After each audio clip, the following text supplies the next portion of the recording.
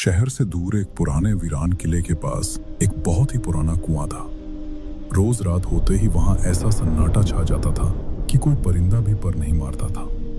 मगर आज रात के ठीक 1 बजे वहां पास की एक सुनसान सड़क पर अचानक ढोल नगाड़े और ताशे बज रहे थे। वहीं दूसरी तरफ उस किले के ठीक बीचों बीच कविता नाम की चुड़ैल दुल्हन का लाल जोड़ा पहने सज धज कर बैठी थी। वाह कविता, आज तो तू सचमुच बड़ी सुंदर दिखाई दे रही है। अरे क्यों ना करूं मैं इतनी तैयारी, क्यों ना करूं शादी। तुम्हें पता नहीं है क्या, जब मैं इंसानी रूप में मरी थी ना, तो ठीक उसके अगले ही दिन मेरी शादी होने वाली थी। तब से लेकर आज तक, जब से मैं चुड़ैल बनी हूं, मेरे दिल में सिर्फ यही एक आखिरी इच्छा बची थी कि मैं धूमधाम से शादी करूं। और देखो, आज आखिरकार मुझे मेरी पसंद का दूल्हा मिल ही गया है, और वो इस वक्त यहाँ मेरी बारात लेकर आ ही रहा है। उधर वो भूतों की बारात किले के पास पहुंचने ही वाली थी। बिल्कुल उसी समय उस पुराने किले के बाहर वाली सड़क पर रोहन और आरव साथ में घूम रहे थे और रात की ठंडी हवा का मजा ले रहे थे। वाह यार आरव, इस तरह रात के सन्नाटे में बाहर घूमने का तो मजा ही कुछ और होता है। हाँ यार, बात तो तेरी बिल्कुल सच है। तभी अचानक रोहन को हवा में तैरती हुई कुछ अजीब सी आवाजें सुनाई देती हैं। वो चौंक कर रुक जाता है। अरे रुक, सुन, ये कैसी आवाज आ रही है? क्या हुआ भाई? मुझे तो कुछ सुनाई नहीं दे रहा। अरे ध्यान से सुन, कहीं पास से ही ढोल और नगाड़े की आवाज साफ आ रही है यार। मुझे तो लगता है कि आसपास से कोई बारात गुजर रही है। क्या बात कर रहा है? बारात? अरे वाह, फिर तो आज की रात बड़ा ही मजा आएगा। चल भाई, चुपके से उस शादी में घुस जाते हैं और दबाकर मुफ्त का खाना खाएंगे। बड़ा मजा आएगा। ठीक है भाई, चल फिर चलते हैं। रोहन उस आती हुई आवाज का पीछा करते करते पुराने किले के पिछले हिस्से की तरफ पहुंच जाता है। उसे उस वीरान किले के अंदर से एक अजीब सी तेज रोशनी आती हुई दिखाई देती है। अरे यार आरव, देख, ये रोशनी तो इस किले के अंदर से आ रही है। मुझे तो ये पूरा मामला कुछ गड़बड़ लगता है भाई। अरे इसमें गड़बड़ क्यों होगी? जरा ठीक से देख बेवकूफ, ये वही पुराना वीरान किला है। अरे हाँ, ये तो तूने बिल्कुल सच कहा, लेकिन ये बड़ी अजीब बात है ना कि कोई किले में शादी क्यों करेगा? अरे यार तू भी ना फालतू का दिमाग मत लगा। आजकल के लोग इस ऑनलाइन ट्रेंड की वजह से वैसे भी कितनी अजीब अजीब और पागलों जैसी चीजें करते रहते हैं। शायद इन लोगों ने भी इसी नए ट्रेंड की वजह से इस पुराने किले में शादी रख ली होगी, समझे? हैं? लेकिन इस तरह के अजीब ट्रेंड के बारे में मैंने पहले तो कभी नहीं सुना यार। अरे छोड़ ना यार, इस नए ट्रेंड से हमारा क्या लेना देना। हमारा काम है खाना खाना, तो हम चुपचाप अंदर चलकर खाना खाते हैं। क्यों, मेरी बात ठीक है ना? हाँ ठीक है, चल। फिर रोहन और आरव मुफ्त के स्वादिष्ट खाने के लालच में बिना सोचे समझे उस पुराने किले के अंदर दाखिल हो जाते हैं। लेकिन जैसे ही वो अंदर कदम रखते हैं, वहां का भयानक नजारा देखकर उन दोनों के होश उड़ जाते हैं। किले के आंगन में जो शादी का मंडप सजा था, उसके चारों तरफ डरावनी चुड़ैलें खड़ी थी, और वहां किसी आम इंसान की नहीं, बल्कि एक खौफनाक भूत और चुड़ैल की शादी हो रही थी। आरव, ये तू मुझे कैसी जगह पर ले आया यार? ये तो साफ साफ भूत और चुड़ैलों की शादी चल रही है। हाँ यार, तू बिल्कुल सही कह रहा है। चल जल्दी से दबे पाओ यहाँ से चुपचाप निकल लेते हैं, वरना अगर इन सब ने हमें देख लिया तो हमारी खैर नहीं होगी। आरव और रोहन जैसे ही वापस जाने के लिए पीछे की तरफ मुड़ते हैं, ठीक उसी वक्त दुल्हन बनी कविता चुड़ैल की नजर उन दोनों जिंदा इंसानों पर पड़ जाती है। वो उन्हें देखकर जोर से हंसते हुए कहती है, अरे वाह, लगता है आज मेरी इस शानदार बारात में कुछ जिंदा इंसान भी मेहमान बनकर आए हैं। कविता की वो भारी और डरावनी आवाज सुनकर रोहन और आरव के पैर जैसे जमीन पर ही जम जाते हैं। उनसे एक कदम भी आगे नहीं बढ़ा जाता। जाओ मेरी सहेलियों, उन दोनों इंसानों को पकड़कर फौरन मेरे पास लेकर आओ।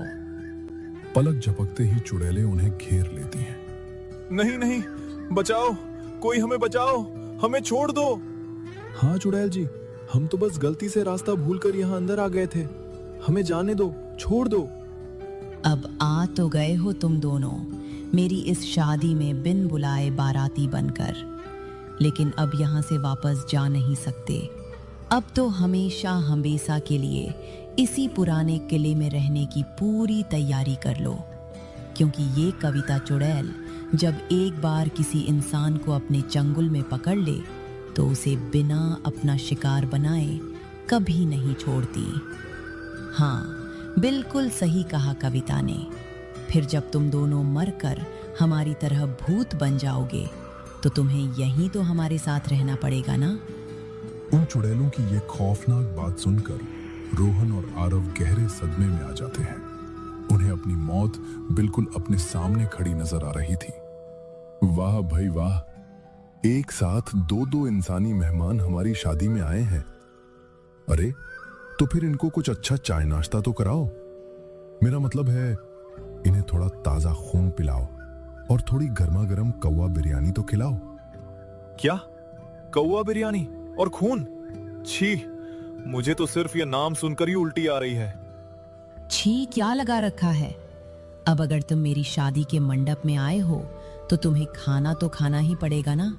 चुड़ैलो, जल्दी इन्हें खाना परोसा जाए, और याद रखना अगर इन्होंने इसे नहीं खाया तो मैं इन दोनों को कच्चा चबा जाऊंगी।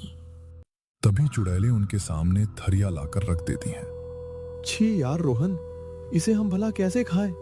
इसमें तो सचमुच का मरा हुआ कौवा रखा है, और चावल के नाम पर पूरी थाली में सिर्फ चावल के 4 दाने बिखरे पड़े हैं।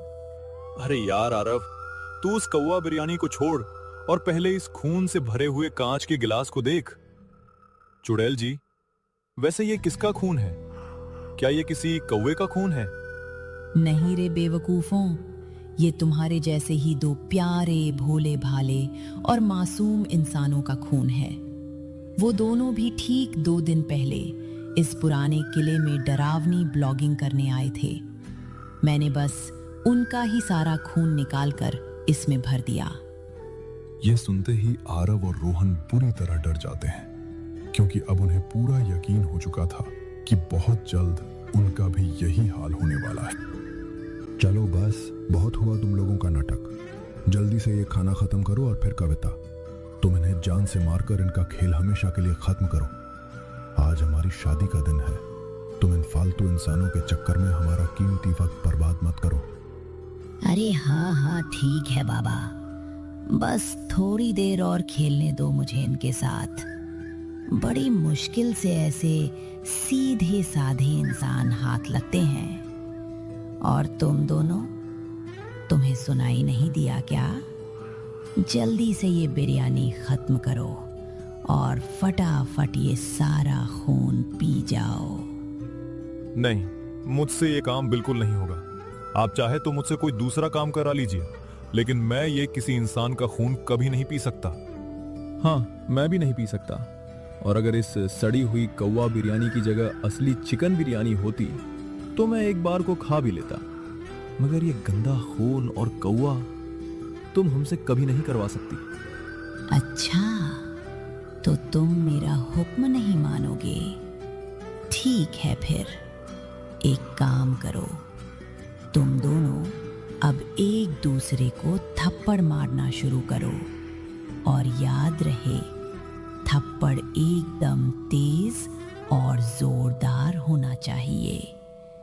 तुम दोनों में से जो कोई भी एक दूसरे को सबसे तेज थप्पड़ मारेगा वो बच जाएगा, और मैं उसे खुद यहाँ से जिंदा भागने का एक मौका दूंगी।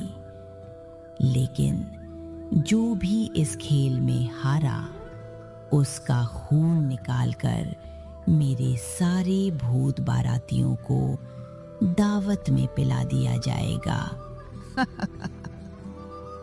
अरे कविता, तुम ये क्या पागलपन कर रही हो? जल्दी आओ और आकर शादी करो ना। शुभ मुहूर्त निकला जा रहा है। तुम चुप करो। ये मेरी शादी है और ये मेरी बारात है। यहाँ इस किले में वही होगा जो मैं चाहूंगी, समझे? और तुम दोनों खड़े खड़े क्या देख रहे हो? जल्दी से एक दूसरे को मारना शुरू करो। देखते हैं देखते दोनों दोस्त मजबूरी में एक दूसरे पर टूट पड़ते हैं और उनके बीच भयंकर लड़ाई होने लगती है। वाह भाई वाह, क्या बात है। मुझे तो बड़ा मजा आ गया। हाँ, और तेज मारो, एक दूसरे को और तेज मारो। उधर लड़ाई का झूठा नाटक करते हुए दोनों दोस्त लड़ते लड़ते दबे लफ्जों में एक दूसरे से बात करते हैं। सुन यार आरव, मैं तुझे अभी जोर से उठाकर इस किले के मेन गेट की तरफ पटकूंगा। फिर तू वहां से गुस्से का नाटक करते हुए मुझे और बाहर की तरफ फेंक देना। इस तरह हम दोनों गेट के बाहर पहुंच जाएंगे और वहां से सीधे भाग जाएंगे। क्यों, कैसा रहेगा मेरा प्लान? भाई बहुत ही मस्त प्लान है यार। चल, ये ले मेरा घूंसा। थोड़ी देर तक और झूठी लड़ाई करने के बाद आरव रोहन को सचमुच गुस्से में किले के बड़े गेट के पास जोर से फेंक देता है। रोहन तुरंत जमीन से उठता है और आरव की तरफ तेजी से दौड़ता है ताकि उसे भी बाहर खींच सके। अच्छा बेटा, मुझसे चालाकी करने चले थे। अब बताओ, कहाँ जाने की फिराक में हो तुम दोनों? बस बहुत हो गया। अब ये बारात आगे नहीं बढ़ेगी। ये बारात अभी के अभी वापस जाएगी। क्या क्या कहा तूने? बारात वापस जाएगी? तेरा दिमाग तो ठीक है ना? अरे वाह, जरा अपनी बदतमीजी तो देखो।